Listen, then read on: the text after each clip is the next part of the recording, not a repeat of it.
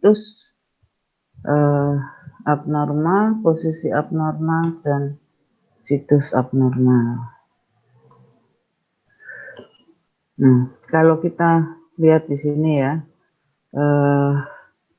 pada kebuntingan ya, itu melibatkan dua rongga ya. Nah, utamanya adalah rongga abdomen ya, di mana fetus itu dibesarkan ya. Bisa besar sebesar-besarnya karena apa? Karena di sebelah lateral kiri dan kanan itu tidak ada batas berupa tulang ya.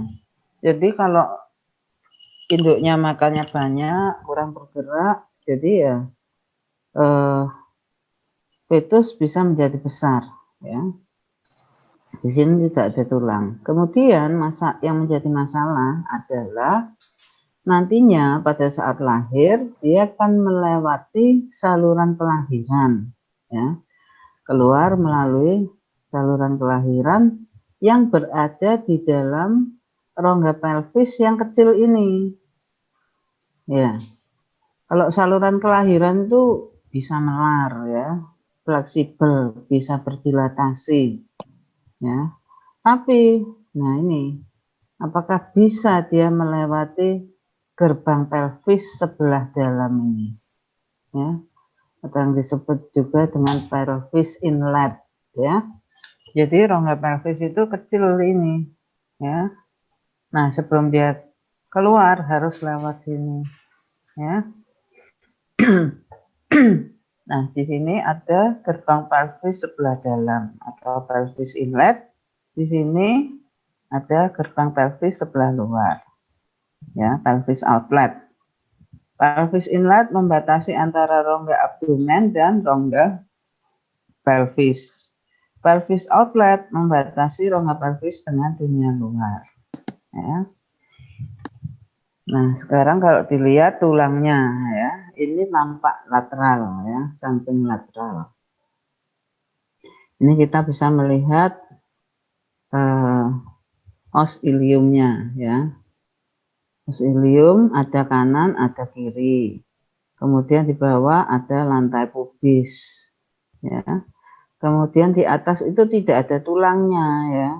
Tapi di tengah itu pas ada sakrum, bagian dari kolumna vertebralis ya, yang pas berada di atas tengah sini, maka dipakai sebagai batas atas.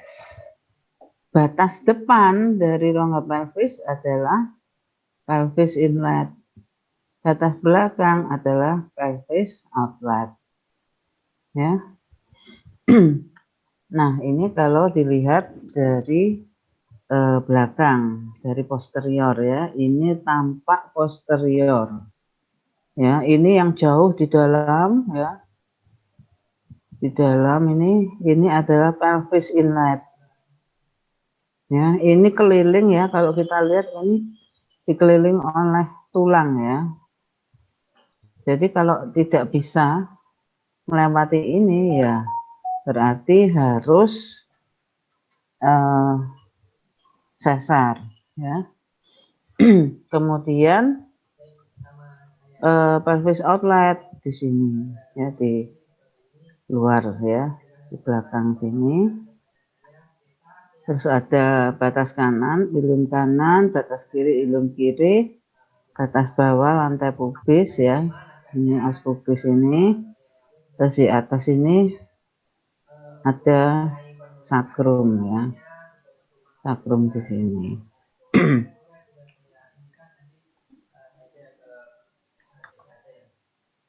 Nah, kita lihat di sini adalah gambaran dari presentasi posisi dan habitus untuk kelahiran normal ya. Jadi ini adalah gambar kedudukan normal ya. Kita lihat situsnya ya. Situsnya ya selalu longitudinal ya. Tapi bisa anterior, bisa posterior ya. Kemudian posisinya, ya. Posisinya dorsosakral atau dengan istilah lainnya dorsal, posisi dorsal, ya. Di mana fetus itu tengkurap, ya, kita lihat ini, ya, tengkurap. Kemudian habitus normal, dalam artian tidak ada fleksi ekstremitas atau dan kepala leher, ya. Jadi kalau misalnya yang longitudinal anterior ini, ya, jadi tidak ada fleksi kepala leher dan dua kaki depan, ya. Kemudian berarti di sini kepala dan kedua kaki depan ini sudah lurus, ya, memasuki pelvis inlet, ya. Karena kalau dikatakan lurus tapi di sini ya nggak mungkin, ya. Karena apa? Karena bisa saja dia nyasar ke sini nantinya, ya. Jadi harus seperti ini. Kemudian kalau yang posterior, kedua kaki belakang sudah lurus dan masuk ke rongga abdomen atau sudah melewati pelvis inlet, ya. Ini pelvis inletnya di sini. Lalu terus ini yang belakangan keluarnya ini bagaimana? Tidak apa-apa, ya. Yang harus lurus adalah yang akan keluar terlebih dahulu, ya. Jadi kalau longitudinal anterior, yang ekstremitas anterior dan kepala leher harus lurus. Yang belakang menekuk tidak apa-apa karena nanti separuh jalan keluar ini akan lurus. Demikian pula yang ini, ya, yang posterior, syaratnya hanya yang akan keluar terlebih dahulu harus lurus, ya, sudah masuk ke pelvis inlet, ya, setengah jalan ini akan lurus. Nah, ini pada kuda. Kuda itu perutnya itu, abdomennya, ya, itu tidak seperti sapi yang meluas sampai ke bawah begitu, ya. Tapi pada kuda ini apa ya, cekak gitu, ya, gantung di atas. Padahal fetusnya itu panjang-panjang, panjang badannya, panjang lehernya, panjang moncongnya, panjang kaki-kakinya, ya. Nah, jadinya seperti ini. Kadang-kadang dalam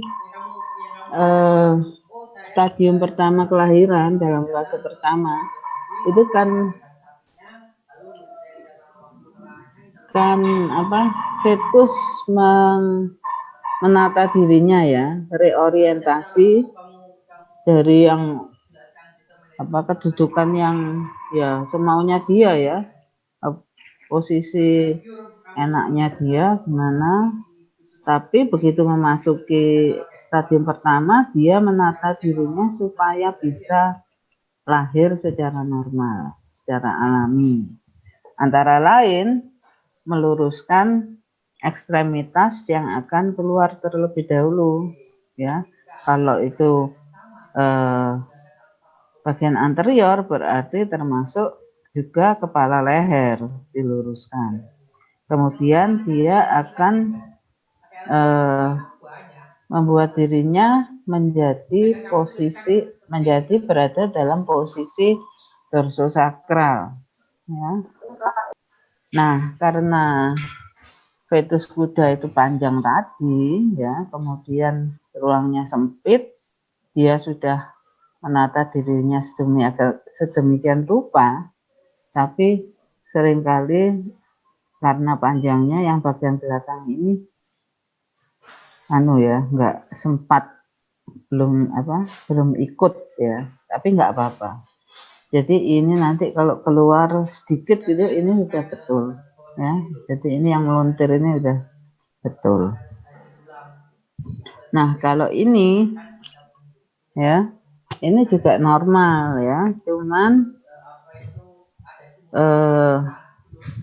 kita harus berhati-hati, ya, karena bagian tubuh fetus paling besar adalah panggul dan bahu, sehingga untuk memasukkan panggul dan bahu ini ke pelvis inlet itu membutuhkan tenaga yang lumayan besar, ya. Bahkan dia sampai fetusnya itu sampai mutar, ya, rotasi 45 derajat untuk mencarikan jalan yang terlebar, ya. Jadi melalui diameter diagonalnya dipaskan, ya, panggulnya ini, ya. Nah, oleh karena itu sering-seringnya itu setelah panggul masuk, induk itu ingin beristirahat sebentar, ya. Padahal kita lihat di sini, ya, ada umbilikus, ya, umbilikus yang tergencet antara tubuhnya dan tepian pubis, ya. Nah, kalau ini terjadi dalam waktu lama karena induknya beristirahat, ya, akibatnya fetus akan terhenti dari pasokan oksigen dan lain-lain, ya. Kemudian sistem tubuh fetus mengira dia sudah dilahirkan, ya. Kemudian dia mulai bernafas dengan paru-paru, ya, padahal kepalanya masih di dalam, ya, masih di dalam. Di dalam ada apa?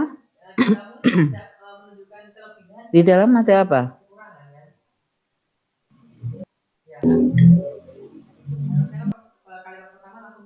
Ada apa di dalam? Ini kan kepalanya masih di dalam, ya. Kalau dia mulai bernafas dengan paru-paru, di dalam sini ada apa? Ada cairan kandungan. Ya, ada cairan fetus, ya, sehingga terjadi aspirasi, pneumonia, juga asfiksia, ya, karena tidak ada O2-nya, ya. Nah, makanya kalau sudah melihat begini agak lama harus segera dibantu, ya. Induknya ditepuk gitu, ya, agak keras supaya dia seperti waspada, ya. Mungkin tadi itu dia kelelahan, ngantuk gitu, ya. Kita bantu menarik, ya.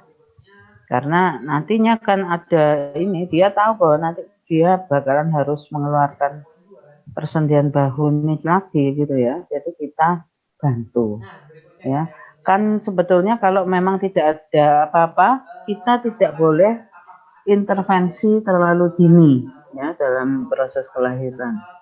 Kalau tidak ada hambatan, ya, dalam artian ini kan etokia, ya, itu kita tidak boleh terlalu dini mengintervensi, ya. Tapi kalau sudah ini kan kita tahu bahayanya, lebih baik cepat-cepat dibantu, ya. Nah, berikutnya, ya, ini yang saya katakan, ya, pada stadium pertama ada reorientasi fetus, ya, di mana fetus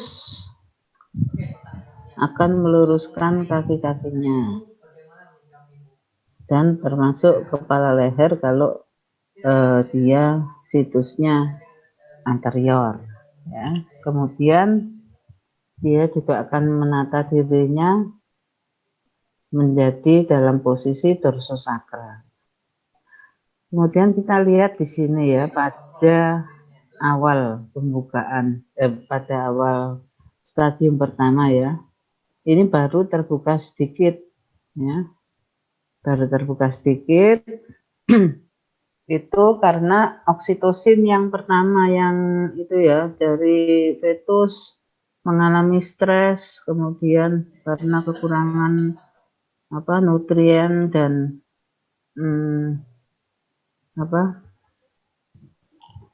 ruang, ya, dia stres, terus dilepaskan kortisol dan seterusnya, ya, sampai oksitosin, ya. Nah, oksitosin itu menyebabkan kontraksi miometrium, ya, dinding uterus ini, dan akan membuka ini, ya, membuka, ya. Kontraksi ini akan membuka ini sedikit, ya. Nah, kontraksi juga membuat fetus ini maju, ya, moncongnya menyentuh serviks. Nah, sentuhan itulah yang menimbulkan refleks Ferguson, ya. Refleks Ferguson mengakibatkan dikeluarkannya oksitosin lebih banyak lagi, ya. Nah, karena oksitosin lebih banyak lagi, kontraksinya lebih hebat, ya. Ini lebih lebar terbukanya. Ya. Ini yang sekian ini jadi tipis, ya, jadi tipis. Dan ini semakin lebar dugaannya, ya.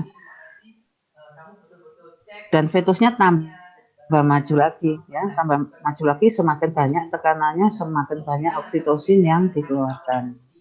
Itu ya, seperti apa tuh, lingkaran bola salju itu, ya.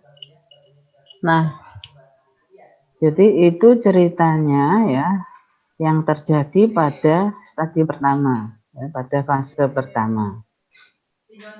Ini ya, kalau ini kaki depannya, ya. Makanya kalau tidak ada sentuhan pada serviks ini, ya, biasanya serviks hanya terbuka sedikit oleh oksitosin yang pertama tadi, ya. Karena apa? Karena tidak ada refleks Ferguson, tidak tertrigger, ya, tidak ada. Biasanya itu apa? Biasanya kalau fetusnya itu habitusnya atau posturnya itu bridge, ya. Jadi dia longitudinal posterior, kedua kaki depan di dalam, ya. Tidak lurus keluar tapi di dalam. Nah, itu kan pantat itu kan tumpul, ya. Jadi tidak akan menyentuh serviks, ya. Apalagi kalau melintang, ya. Itu jauh, ya. Kalau melintang itu tubuh fetus jauh dari serviks. Istilahnya itu kalau manusia, ya, pada wanita itu menjelang kelahiran itu bayinya belum turun. Nah, maksudnya belum turun itu belum bisa melewati apa? Pelvis inlet, ya. Itu bisa karena macam-macam, ya. Jadi kedudukan normal, kalau pinggulnya kecil, ya, itu bayinya tidak bisa memasuki pelvis inlet, ya, karena nggak cukup, ya, kalau induknya kecil. Kemudian kok induknya, ibunya kecil. Kalau pada ibu yang gemuk juga demikian, ya. Di rongga pelvis itu terlalu banyak lemak, jadi fetus itu sulit, ya, masuk ke sana. Nah, akibatnya sudah bisa ditebak, tidak ada trigger untuk terjadinya refleks Ferguson. Jadi bukaannya macet, ya, macet. Jadi terbuka sedikit saja terus sudah tidak ada lagi bukaan, ya. Kita lanjutkan. Oh ya, kadang-kadang, ya, ini terbuka sedikit, kemudian ada kantong fetus yang menonjol keluar, ya, menonjol keluar berisi cairan. Kadang-kadang itu tonjolan selaput fetus berisi cairan itu cukup, ya, untuk uterus yang peka itu cukup untuk menginduksi atau men-trigger refleks Ferguson. Makanya kalau kalian periksa, oh, serviksnya masih tertutup ini tapi ada tonjolan selaput fetus berisi cairan, itu jangan iseng dipecah, ya. Jangan iseng dipecah. Karena ini kan masih tertutup, ya. Jangan iseng dipecah karena itu masih bisa membantu men-trigger refleks Ferguson, ya. Nah, ini adalah habitus abnormal, ya, atau posture yang abnormal, ya, berupa penekuan kepala leher ke arah lateral. Ya, ini pada domba, pada kuda, pada sapi ya. Ini dilihat dari atas, cuman ini gambarnya enggak ya. Kalau di sini kan masih banyak rongganya ya, tapi ini tidak seperti ini ya. Pokoknya padat lah di dalam itu, apalagi untuk sapi perah ya, padat, banyak lemaknya di sini. Kemudian, nah ini diingat ya, pada kuda penekuan bisa terjadi pada dua tempat di sini, antara kepala dan leher, dan antara leher dan badan di sini. Ya. Kemudian penekuan kepala ke arah bawah ya, atau yang disebut dengan vertex ya. Ini walaupun ditarik-tarik terus kedua kaki depannya ya nggak bisa ya, induknya yang mundur ya. Kalau dipaksa ya bisa putus ya. Ini persendiannya lepas atau ini bisa patah ya, apa tulang-tulang panjangnya ya. Kemudian habitus abnormal pada kaki depan ya. Ini yang paling ringan ya.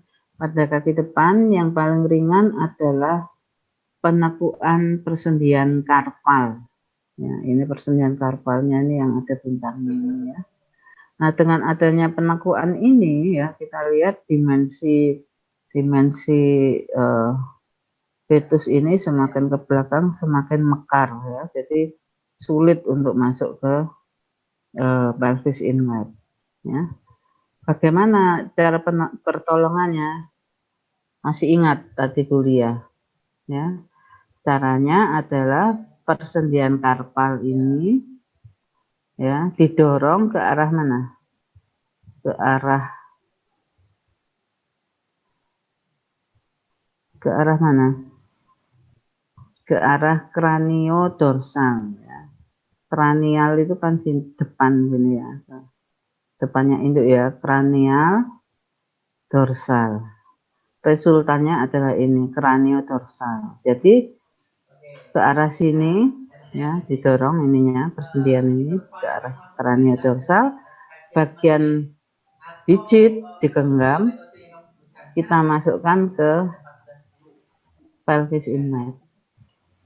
Kalau langsung kita masukkan ke situ nggak bisa. Jadi kita harus retropulsi persendian karpal ke arah kraniodorsal. Nah, baru di sini akan ada rongga ya. Kita pegang digit, kita masukkan ke arah pelvis inlet. Ya, ini sama saja. Nah, ini yang unilateral. Kalau bilateral ya kita lakukan satu persatu. Ya.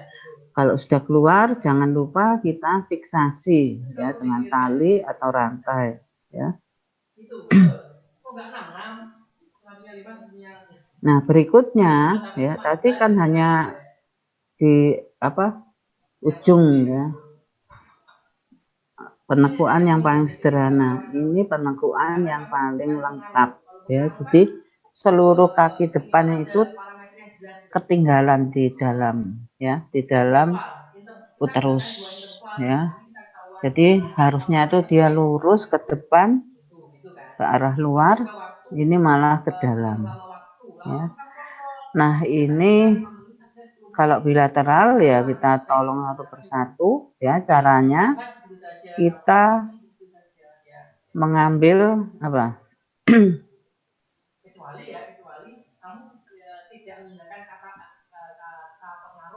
Kita ambil radius ulna ya. Kita pegang. Sebetulnya itu kalau kita bisa mencapai karpal ini lebih bagus ya. Kalau kita mencapai karpal, kita bawa saja karpal itu masuk ke arah sini ya. Kita bawa ke arah sini, bukan dimasukkan. Kita bawa ke arah pelvis inlet ya. Kalau tidak, kita megang radius ulna tapi gerakannya harus mengayun ya. Kita ayunkan sambil kita retropulsi bahu, ya. Kita retropulsi, ini kita ayunkan, ya. Karena ini kan yang kita pegang bukan persendian, jadi kita harus memutar gitu ya, seret gitu. Tapi kalau kita pegang ininya karpalnya, kita tarik saja ke sini, ya. Sehingga penekuan akan pindah ke karpal. Ya, kalau sudah di karpal, pertolongannya sama seperti tadi, ya, seperti yang ini, ya, didorong ke arah kraniodorsal, digit digenggam, dimasukkan ke sini, ya. Nah, ini ada tambahan ya, yang tadi yang pertama itu penekuan karpal itu yang paling sederhana di kaki depan, kemudian yang paling lengkap adalah seluruh kaki depan tertinggal di dalam, ya. Jadi penekuan pada persendian skapula atau bahu itu paling lengkap, ya. Nah, di antaranya ada ini, ya, elbow lock posture nih. Ya, ceritanya dia ini baru mulai mau meluruskan atau terlambat meluruskan ini. Jadi dia sudah, ini kita lihat dia sudah melewati ini, ya. Dia sudah masuk, tapi waktu dia mau meluruskan ini belum lurus sekali, sudah ada kontraksi lagi, ya. Jadi dia maju bersama-sama dalam keadaan tertekuk begini, ya. Jadi ini ekstensinya tidak sempurna, terus terjepit, ya. Ini kan jelas ini makin belakang semakin besar, ya. Jadi ini menyumbat pelvis inlet, ya. Tapi ini dari luar kan kelihatan seperti ya, seperti situs longitudinal anterior, posisi dorsosakral, habitus normal, ya. Apakah kalian bisa membedakan ini dari itu? Ada yang bisa? Ada yang tahu? Membedakan ini elbow lock posture. Apanya? Sikunya mengunci. Enggak, kalau dari luar, ya. Dari luar kan kita melihat ada kepala, ada dua kaki depan. Bagaimana kita bisa tahu bahwa itu adalah habitus ini atau itu adalah longitudinal anterior, posisi dorsosakral, habitus normal? Panjang kakinya, dokter, mungkin. Kan ini sejajar sama moncongnya. Kalau yang normal itu lebih panjang mungkin. Apanya yang lebih panjang? Kakinya kelihatan lebih panjang soalnya sikunya nggak menekuk kalau yang normal.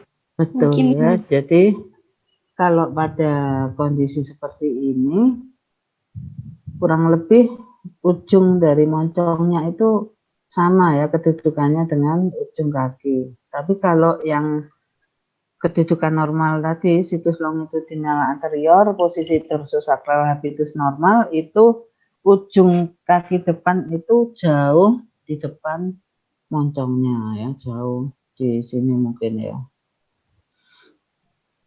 Nah, demikian, ya. Ada yang tahu kira-kira ini bagaimana menolongnya?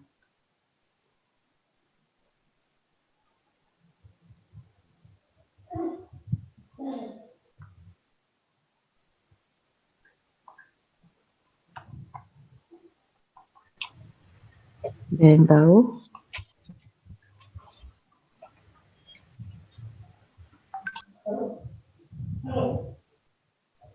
Izin mencoba menjawab, dokter. Iya.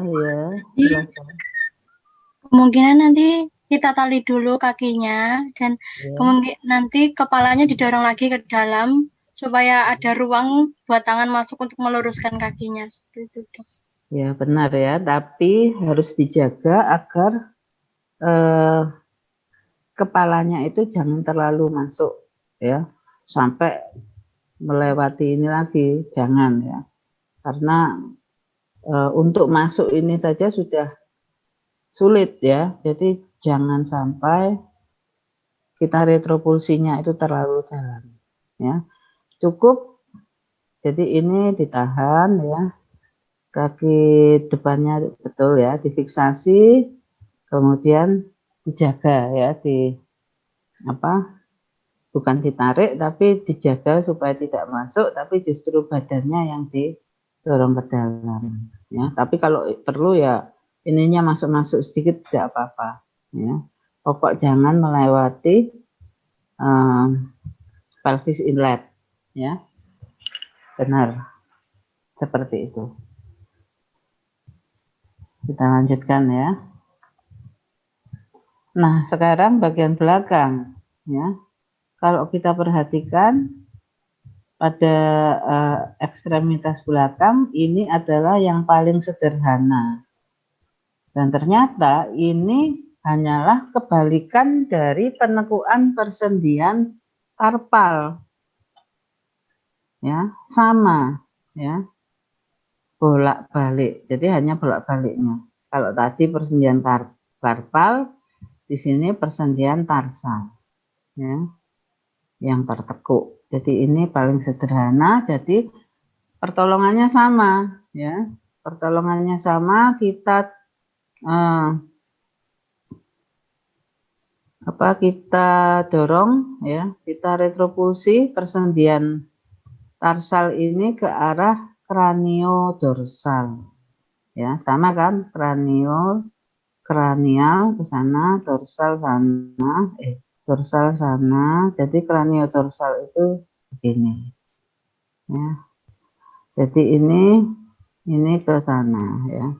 Setelah didorong ke sana, ditahan, ini kita pegang dengan tangan satunya, kita masukkan ke dalam pelvis inlet. Ya, kita masukkan ke pelvis inlet. Ya, kalau ini tanpa ini diretropulsi ke arah sana, ini nggak bisa. Ini akan nabrak ke sini. Ya, nabrak ini kan, itu. Baru setelah ini didorong ke sana, ini akan terangkat, ini bisa diluruskan masuk ke sini. Ya. Sama kan dengan yang penekuan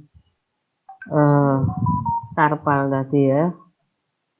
Berikutnya, nah ini adalah penekuan ekstremitas belakang yang paling lengkap ya, total semua kaki berada di dalam. Ya. Padahal harusnya dia kan situs longitudinal anterior, ya harusnya kan kedua kaki belakang lurus ya, masuk ke pelvis inlet. Nah, kedudukan seperti ini ya, lihat pantatnya ini kan begini ya, apa tadi saya bilang,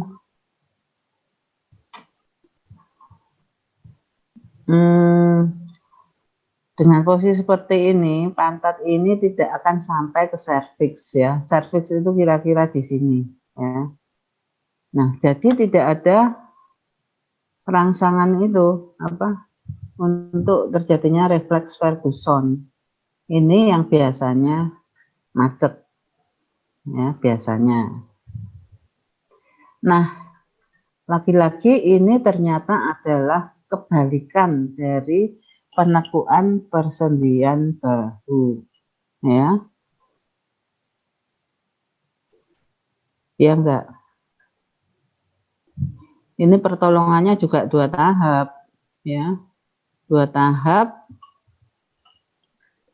kita pegang. Kalau tadi radius ulna, di sini apa? Tibia fibula ya, kita tarik ke sini ya, ke caudodorsal, atau kita bisa langsung menarik persendian tarsal ya, kita arahkan ke sini ya, sambil mendorong ya, retropulsi pantat ya. Kalau enggak bisa. Nah, penekuannya jadi seperti ini. Selanjutnya ini ditolong dengan retropulsi ke arah kraniodorsal.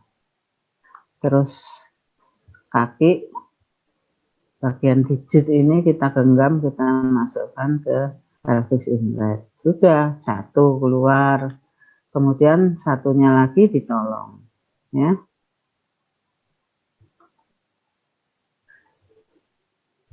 Nah, ini adalah posisi yang abnormal ya.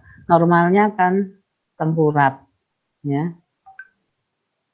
Normalnya tengkurap. Nah, ini sulitnya itu ini ya, karena fetus itu cenderung melengkung begini ya tubuhnya ya. Nah, ini kan dia gimana caranya keluarnya sulit sekali ya.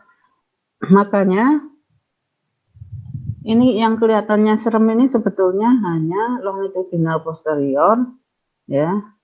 Kemudian posisinya dorsopubis ya.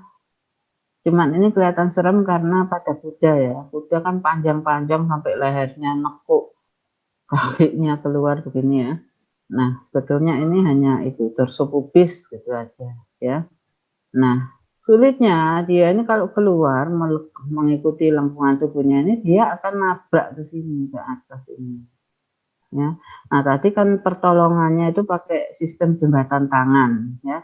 Jadi tangan kita ini setelah difiksasi ya, dipegang oleh 2 orang asisten yang nanti akan menarik, tangan kita masukkan di sini ya. Tujuannya apa? Nanti bersamaan ya ditarik dan kita naikkan ini, kita menekan ini yang delong ke bawah ini ke atas ya. Stannya kecil sekali ya. Jadi ini cukup sulit dan berbahaya ya. Bahaya untuk tangan kita ya. Ya, jadi begitu kita beri aba-aba ya dengan apa untuk mengaba-abai asisten, misalnya 1, 2, tarik gitu ya. Nah, itu kita mendorong ini ke atas bagian ini. Ini tidak gampang ya karena ini jauh di dalam. Ya. Seperti kalau kita rektal pada sapi yang tua kita mencari serviksnya nggak ada. Oh, mungkin masuk ke rongga abdomen di sini ya. Kita ambil 1 ombyok begitu di sini. Nah, ini sulit jauh ya, agak ya setengahnya maksa ya. Jangkauan kita itu kemudian dinaikkan padahal di depan kita ini ada kaki-kaki ini, ada tali yang menarik gitu ya. Nah, kalau sudah itu jangan jauh-jauh nariknya, tangan kita segera dikeluarkan ya. Karena apa? Karena bahaya tangan kita itu terjepit di antara kolumna vertebralis fetus dan pelvis induk. Nah, ini di luar negeri nggak dilakukan ini ya, karena risiko tinggi ya. Nah, di luar negeri pakai pilihan kedua ya. Pilihan kedua yaitu dirotasi. Memang rotasi itu bahaya ya. Bahayanya apa? Kalau kita merotasi fetus ini. Ada yang tahu? Ada yang masih ingat? Bisa terjadi rotasi uterus juga, dok. Bisa terjadi torsio uteri ya. Kenapa kok bisa terjadi torsio? Karena biasanya kan rotasi itu ada syaratnya juga ya, hampir mirip dengan tarik paksa ya. Syaratnya apa? Syaratnya fetus ini tidak oversize ya. Tidak oversize, kemudian di sini ya, ini masih banyak apa? Cairan fetusnya. Jadi kalau kita memberi cairan pengganti, itu jangan yang di jalan lahirnya sini saja, apalagi hanya di sini ya. Sampai masuk ke dalam ya. Sampai ke sini, kalau sampai ke sini ya. kalau takut prolaps itu harus sampai ke belakang gini ya. Nah, kalau semua syarat itu sudah terpenuhi ya, jadi fetus itu tidak ada kelainan perkembangan, tidak oversize ya, terus sudah diberi cairan pelicin pengganti ya, kedudukannya sudah longitudinal, bisa kita rotasi dengan aman ya. Kan ada kita di situ. Kalau rotasi kalau torsi uteri ya kita siap menolong gitu ya. Seperti itu ya.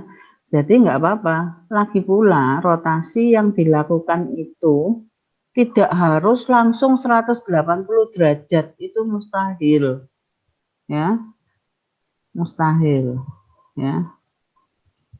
Segini panjangnya dia aja tadi merotasi tubuhnya, bagian belakangnya nggak ikut ya. Nah, rotasi itu akan efektif kalau kita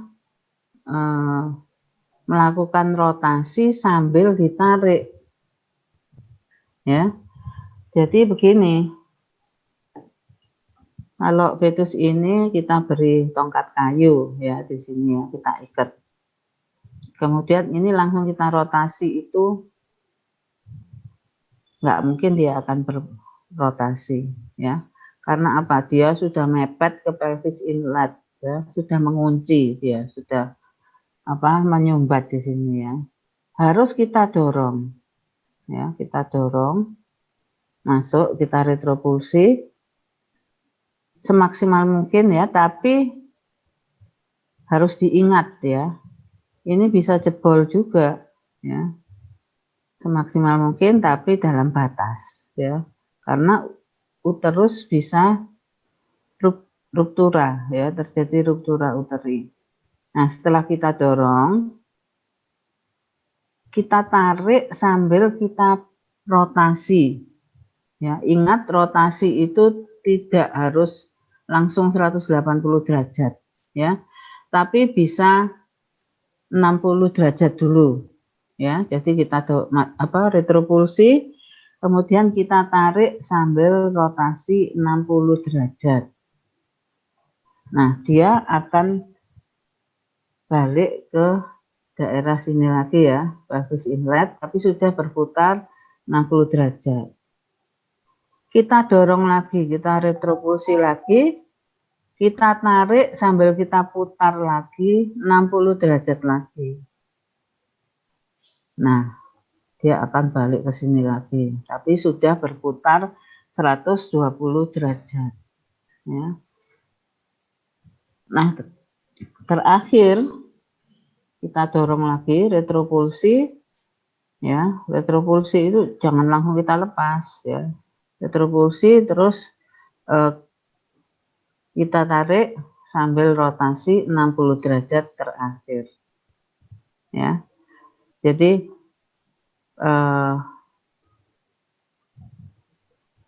dengan persyaratan yang terpenuhi tadi dan rotasi yang tidak terlalu drastis ya, langsung 180 derajat, tidak akan terjadi torsio uteri ya. Sebab kalau kita maksa ya, misalnya ini langsung kita rotasi gitu ya, ini paling yang melintir juga kakinya, terus dia akan keseleo di sini, semua keseleo ya, kalau nggak putus ya. Fetus kan masih empuk jaringannya ya, badannya sementara tidak akan berputar ya, karena kakinya segini kecilnya, badannya sekian besarnya ya, tidak akan efektif. Kita lanjut ke dog sitting position. Ini juga sering pada kuda ya. Di sini 4 kaki dan kepala ini keluar bersama-sama menyumbat pelvis inlet ya. Kemudian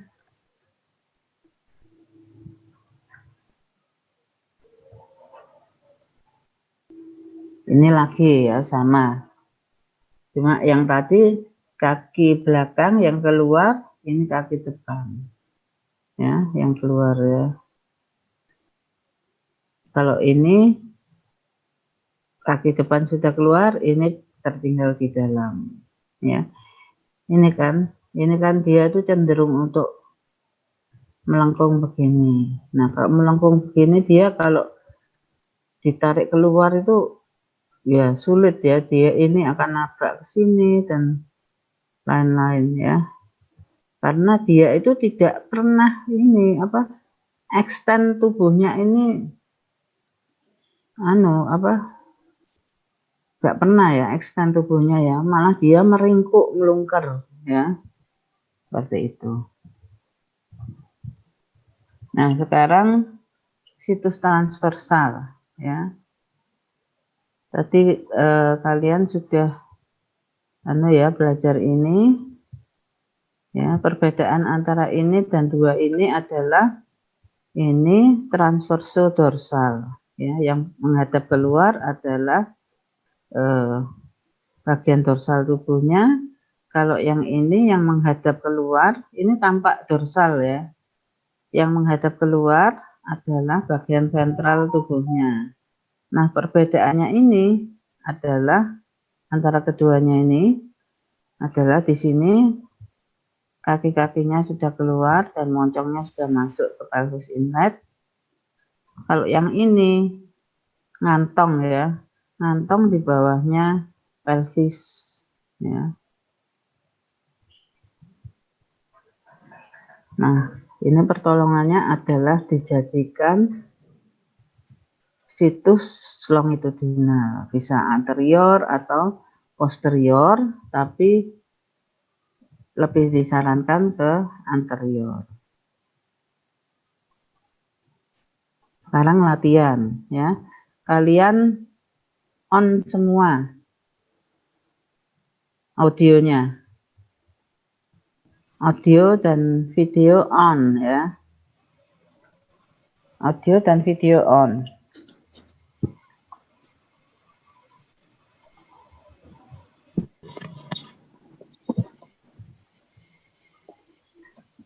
Sudah semuanya?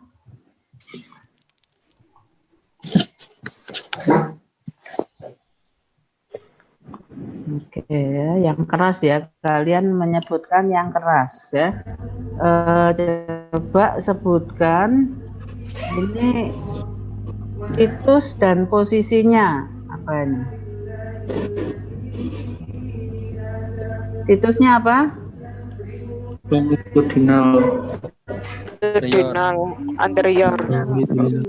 Posisi dorsosakral.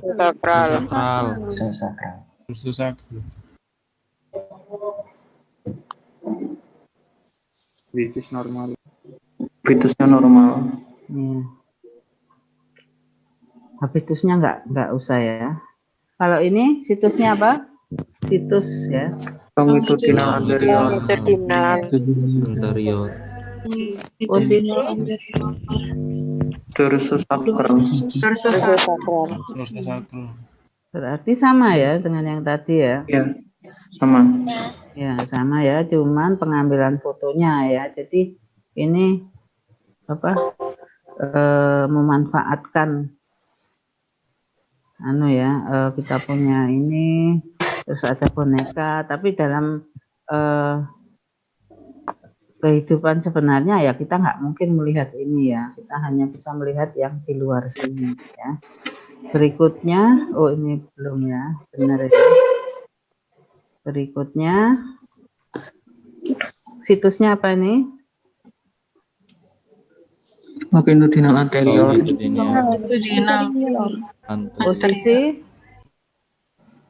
Bagian belakang dorsosakral tapi bagian belakangnya transversal. Oh enggak, posisi saja. Posisi. Dorsosakral. Bentar, ya.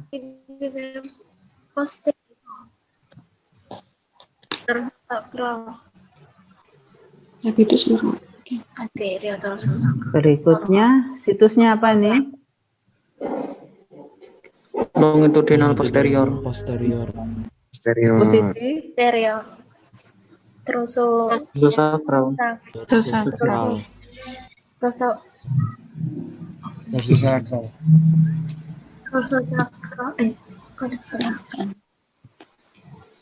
Dorsosakral.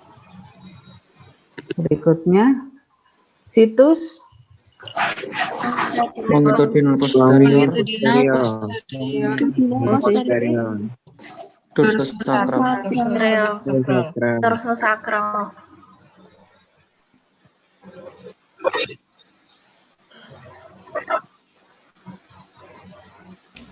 berikutnya situs Longitudinal anterior. yang lain Transversal. setuju Transversal. Transversal. situs Transversal anterior. Longitudinal anterior. posisi Dorsoilia Dexter. Dexter. Iya, Ya, Dexter. dorsoilia Dexter. yakin Iya, Yakin. Dok. Dexter. Dorsoilia Dexter. Iya.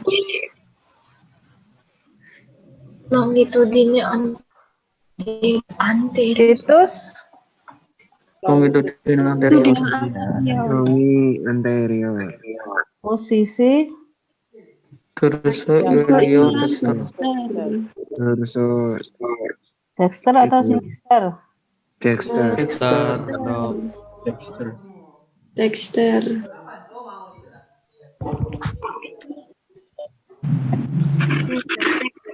Banyak kan. situs Longitudinal Anterior. posisi Dorsopubis. pubis.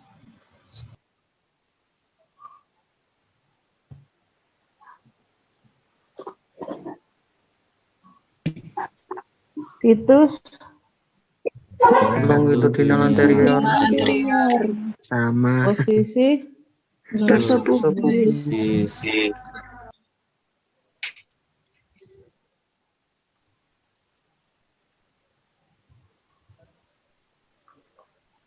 situs Longitudinal anterior. posisi Dorsoilia Dorsoilia sinister.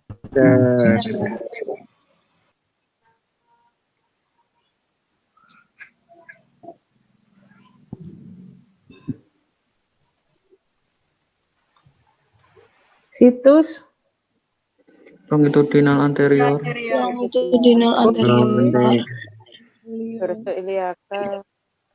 Dorsoilial sinister. sinister atau Dexter Sinister. Sinister.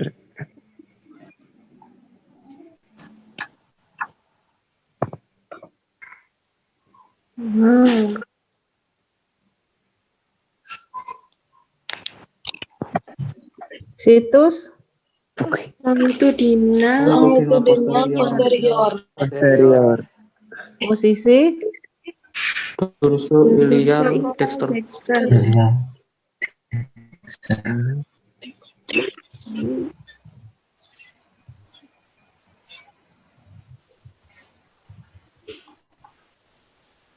situs Longitudinal Posterior. posisi Dorsoilia Dexter. Dexter.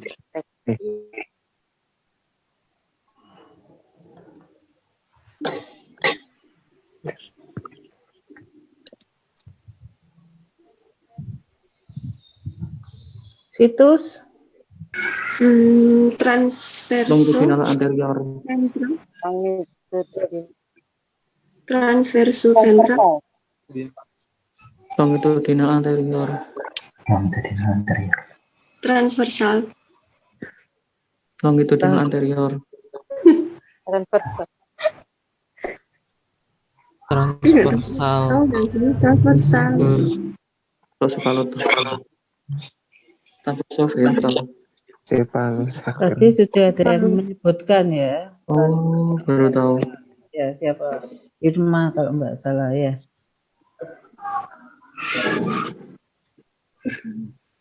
Ingat kalau situsnya transversal, ya, posisinya itu patokannya kepala ya, sefalosakral, sefalopubis, sefaloilial dexter, sefaloilial dexter, ya. Situs Transverso ventral. posisi Cepalo iliodexter.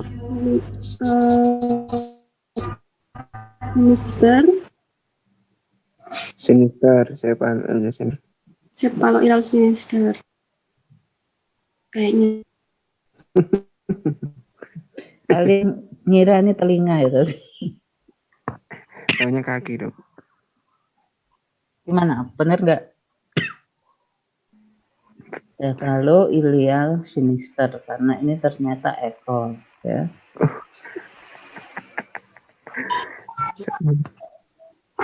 Situs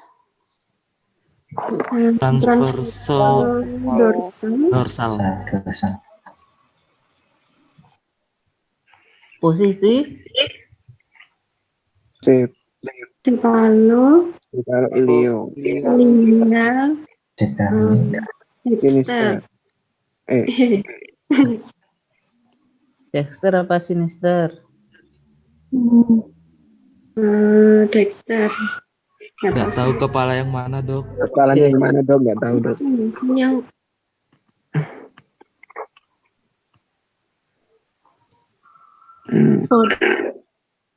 Bonekanya agak abstrak ya. Jadi gimana? Benar ya? Cefaloilial dexter. Ya. Berikutnya situs apa?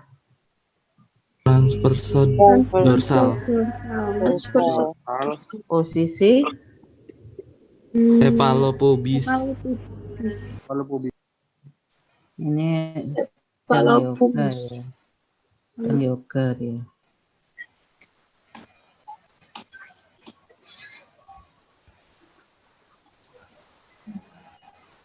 Nah, ya kalian kalau menghadapi dipanggil ya kalian itu kalian kan tidak bisa langsung intervensi, langsung pegang-pegang gitu ya. Kan harus melihat dahulu, mengorek sejarahnya, mulai kapan, kawinnya kapan dan lain-lain ya. Jangan langsung cak-cek gitu ya. Nah, kalian mungkin akan melihat ada kaki seperti ini keluar ya, kaki saja ya. Kira-kira dari sini bisa tahu nggak situs dan posisinya? Apa kalau kalian melihat kaki seperti ini keluar? Longitudinal anterior. Bentar, ini kaki depan apa belakang? Ini depan. Yakin? Ya. Sudah pernah lihat kaki pedet? Ya, kaki depan. Kaki depan. Kalau ini kaki depan berarti situsnya apa? Longitudinal anterior. Posisinya Dorso sakral. kita lihat ya.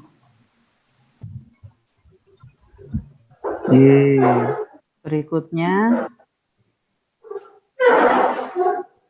apa ini? Yang kedua ini situs dan posisinya. Belakang.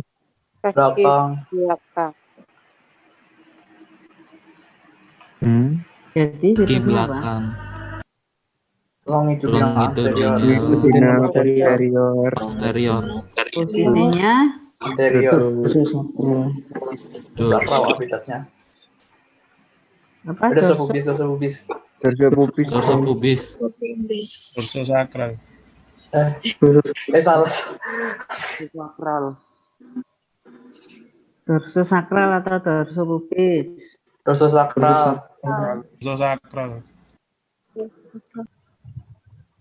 Nah, jadi ini gini ya, kalian itu kalau niteni ya, kita masih cerita yang ini ya, belum ke sini. Kita masih cerita yang ini. Kalian ingat ya, kalau melihat fetus lahir itu ya, bukan melihat, membayangkan fetus lahir itu seperti Superman terbang. Ya, kalau Superman terbang itu kan kedua kaki, tangannya lurus, kepalanya lurus, lehernya lurus, kaki belakang lurus, ya. Telapak tangan menghadap ke bawah, telapak kaki menghadap ke atas. Nah, bayangkan sama seperti itu. Superman-nya kan tengkurap tuh terbangnya ya. Nah, ini kan telapaknya menghadap ke atas, berarti dia tengkurap. Sama dengan dorso sakral. Ya. Kalau ini situsnya apa? Longitudinal anterior. Udah anterior. Posisi Dorso Dorso pubis. pubis. Pubis.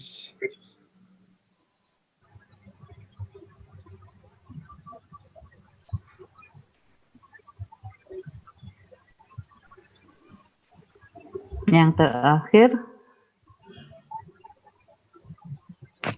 situs Longitudinal anterior. Longitudinal anterior. posisi Dorso pubis. Pubis. Dorso pubis. Oke. Jadi itu tadi gambar-gambarnya saya ambil, saya potong-potong dari sini ya. Jadi bisa dilihat ya di sini pada kaki depan itu dia bisa agak melengkung-melengkung begini ya. Karena apa? Karena ada dua persendian yang arah penekuannya sama ya. Makanya dia bisa seperti fleksibel begini, sedangkan yang belakang ini agak kaku begini ya. Mungkin ada pertanyaan? Ada yang saya tanya. Ya. Ini masalah PDF dari aula.